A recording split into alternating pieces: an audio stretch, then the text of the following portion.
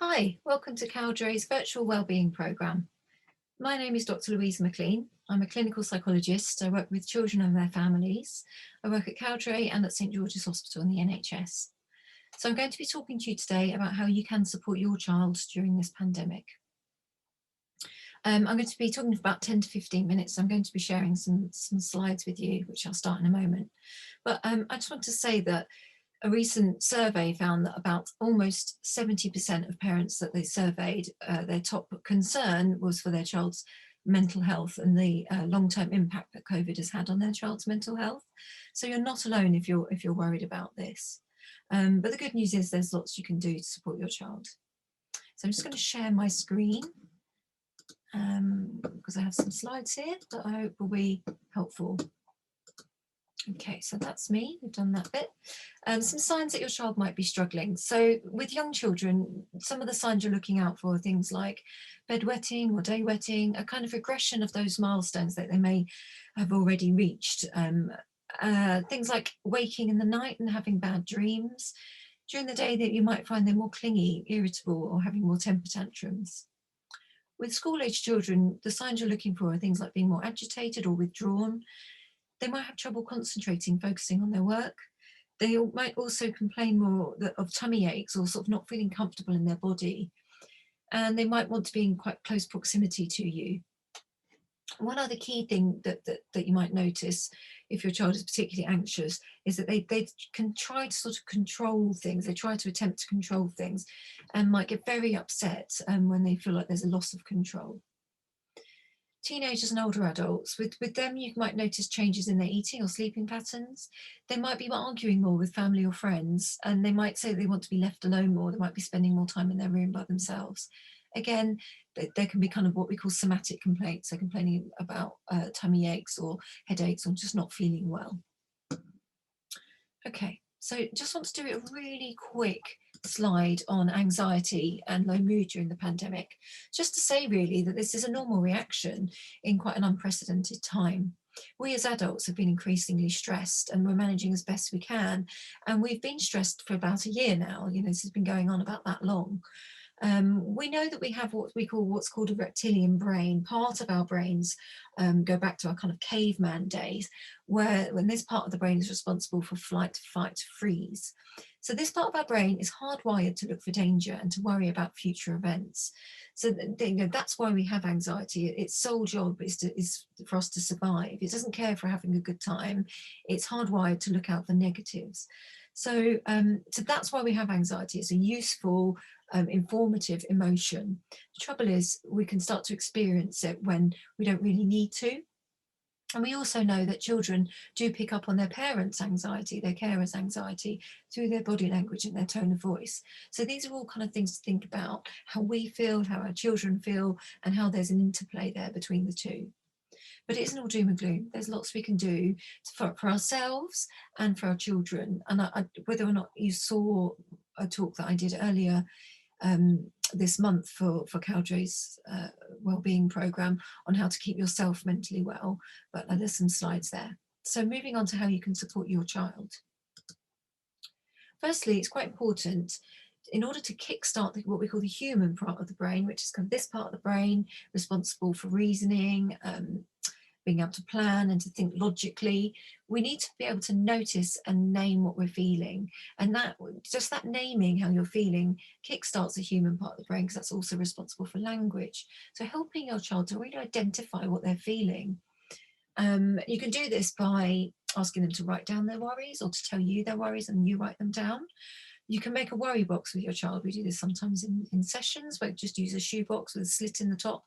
They can post those worries in there. You can take the worries out sort of once a week and look through them with your child. It's quite good for looking to see what the kind of themes of their worries might be. This is a worry monster. You can get these on Amazon. It's got like a zip for a mouth. Kids love this. We use this a lot in session. And the worry monster kind of eats the worries and takes care of the worries for the week. Another thing I've used before, they're quite sweet, but they're very tiny, these Guatemalan worry dolls. If you see those, you can pop those under your child's pillow, encourage your child to tell their worries to the dolls who look after the worries for them.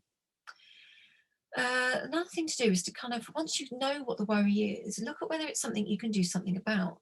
Quite often we can do things, we can sort of make a plan and try to address our worries. Sometimes, particularly with the pandemic, there isn't a lot we can do. A lot of this is not in our control. And so we have to then teach our children what to let go of. What is in your control? What isn't? Do you want to spend all your time and energy worrying about things that you have no control over? It's you know, it's as useful as sort of worrying about the weather. When your child is feeling wobbly, it's important to try to spend a bit of extra time and attention with them. Think about how you speak to your child. Try to use a calm and kindly tone of voice when they're worried. You know, children aren't just sort of miniature adults. Their brains work quite differently to us, and they can be quite misinformed, particularly with the pandemic, sort of have misunderstandings about how things are. So it's important to try and clear those up and give them sort of clear and concise information that's age appropriate. Routines and consistency. I can't kind of emphasize enough how important these are for helping your child to feel safe. We know that routines and consistency contain your child's emotions. They make them feel that life is predictable and safe. So try to keep your kind of normal rules at home, your normal expectations about their behaviour, how you expect them to kind of go through their day and to behave with one another. Try to get outside every day, try to get some exercise, and try to make that outside. There's a reason why we're allowed to go outside every day. It's because it's so good for us. And we underestimate how much time children spend outside when they are normally at school. You know, there's a lot of toing and froing in and out of the classroom. So try to build those breaks in while you're homeschooling them, if that's what you're doing. Make time. Try to make time to connect with your child and really to just play with them. You know, children communicate through their play. It's also another area where you can give them a bit of control. So you can say to your child, for the next 10 minutes, I'm yours, you have my undivided attention, and you get to choose what we do. And really try to join your child in that play and really immerse yourself in it for that time. Also try to make time for relaxing activities, quieter activities that you feel kind of soothe your child. You might want to make like a box with sort of comforting materials or their favourite book or letters or drawings, all that kind of thing. And also model this for your child. So say to your child, I'm going to have a 10-minute sit down now. I'm going to flip through a magazine or look at a book, or, you know, trying to get your child to understand that these breaks, these sorts of short periods of time, are important for us in reducing stress. So you can try things like yoga. I think I already said crafts or drawings or audiobooks or a bit of baking, all sorts of different things that, you know, we also enjoy as adults. Another way that you can support your child is to just really be aware of the news and how often that's on at the moment. You know, again, in a recent survey with adults after the first lockdown, they found that the single thing that was most helpful for their mental health was to limit how much news they read and listened to. And it's really easy to underestimate how much children take in when this is around them all the time, and they're at home such a lot at the moment. So just be aware and perhaps limit sort of watching the news to when they're in bed or when they're not around so much. And any information you do share with them, keep that kind of clear and age appropriate. Try not to tell them stuff that they don't need to know at the moment. Help them to feel in control with the things that they can do. So they can wash their hands, they can keep space, they can try to follow the rules. These are the things that they are in charge of, their own actions.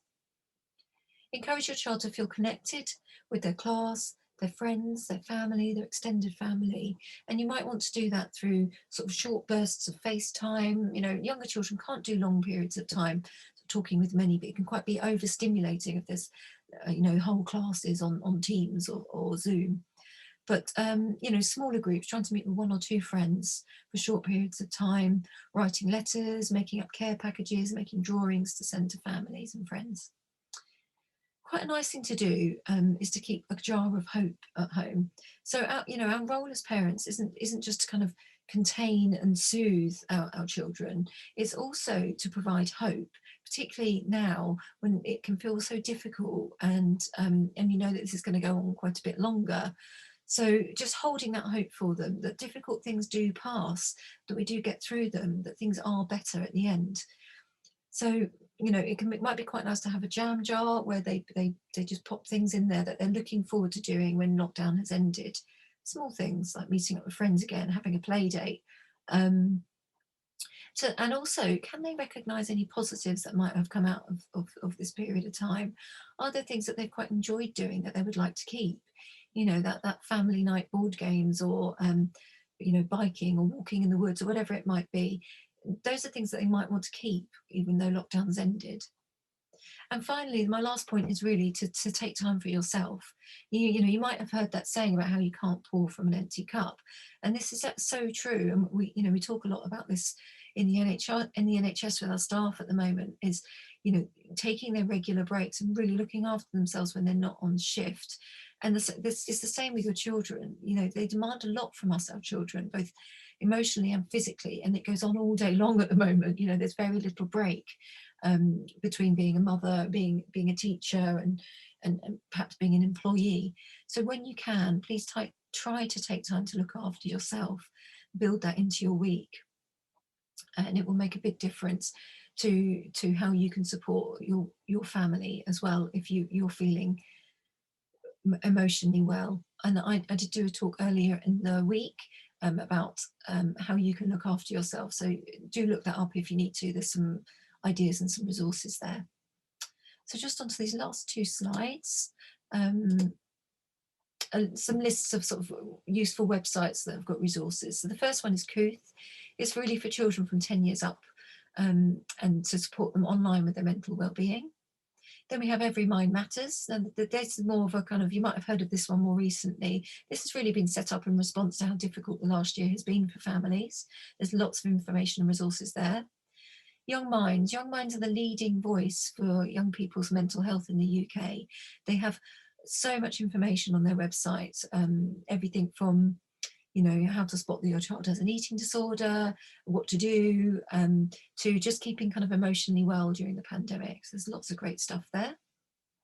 The next link is more sort of local. So it's been set up by West Sussex County Council, and it's like a resource pack for kind of keeping yourselves well while you're homeschooling.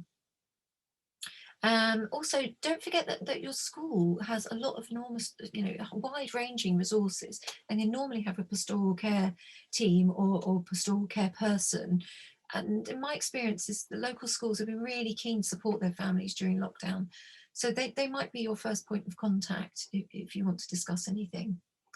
And at the bottom here, I've just listed some more apps. So Headspace and Mindshift are more for kind of older children or early teens. They're great for sort of tracking mood. They've got relaxation exercise on them, breathing exercises. Calm is more for adults, but it's great for kind of teens as well, around sort of sleep and relaxation. I think you do have to pay a small fee for that one. Chill Panda is for younger children. It's great. It's really lovely. Again, sort of relaxation exercises, how to find some space in a busy world. And the Happy Me one is more about self-esteem and confidence building. So I hope that that's been useful, and that you've got some information that you can take away, and certainly got some websites and resources that you might want to look at. But I wish you all the best. Thank you for listening, and stay safe. Bye.